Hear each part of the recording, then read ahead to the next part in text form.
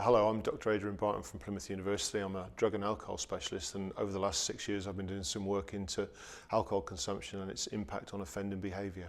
I'm Whitcher. I'm in recovery from alcohol and I live in Plymouth.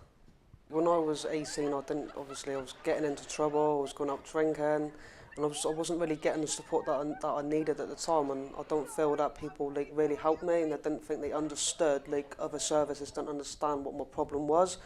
And I want to help other young people to stop them going through the routes that I've gone through, because it's not a life, it's a vicious circle.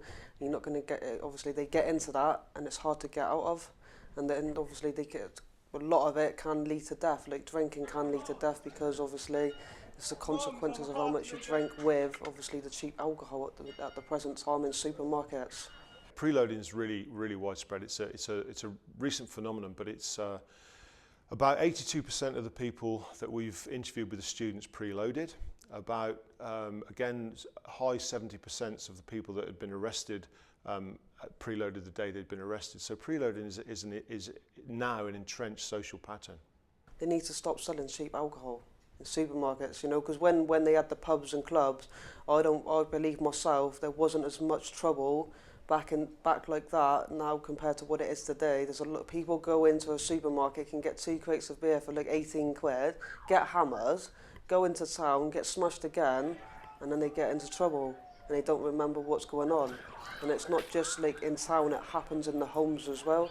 It's domestic violence, the police are called out constantly trying to deal with things, or you've got the police trying to deal with people that are in the hospital, and it's the NHS that have to pay for the cost of people's behaviour as well. We used to have a pub-club model where people would go out about between 7 and 8, a few drinks in a pub, move around pubs and clubs, and then go to a club to end the night. What we're seeing now is a complete shift where people spend anywhere between 3 and 5 hours at home drinking, and then later in the night go to pubs and clubs. We think probably anywhere between 2/3 and 3/4 of the night's alcohol consumption will be consumed at home before they actually go out.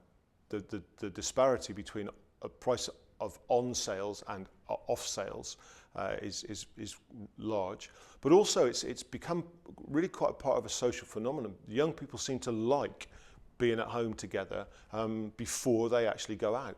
I went in before Christmas shopping, and they're saying they're responsible. You're only meant to buy 3 crates of beer at a time.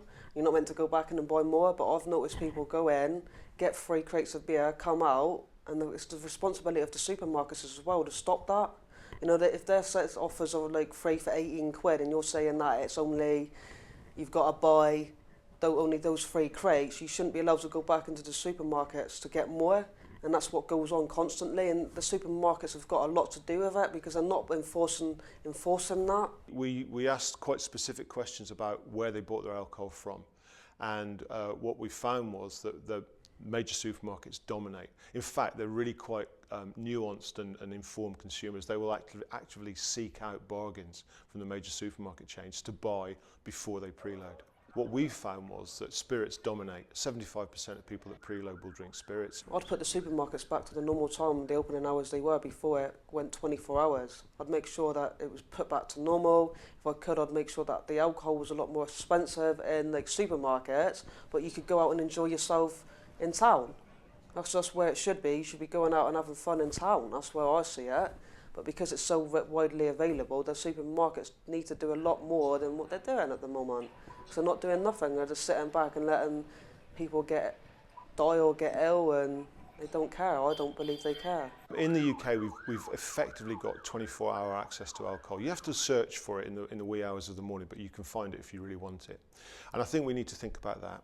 I also think we need to think about the impact on home drinking in terms of licensed premises. If people come out later, they're going to stay out later. So maybe we need to rethink licensing hours and try and pull back the closing time back to a sort of 2 or 3 o'clock. I feel that you need to put the prices back up of beer, any alcohol in your stores, so that there isn't a problem when people go out into town, because you're half the problem. You've got to realise that you can't sell that much alcohol to people at all times, and you need to put measures into place so that you're checking as well who's buying what, because I don't firmly believe that you check people's ID either. So you need to get a grip and start sorting that out before it's too late. I think we need to stop basing our policy on a pub club model.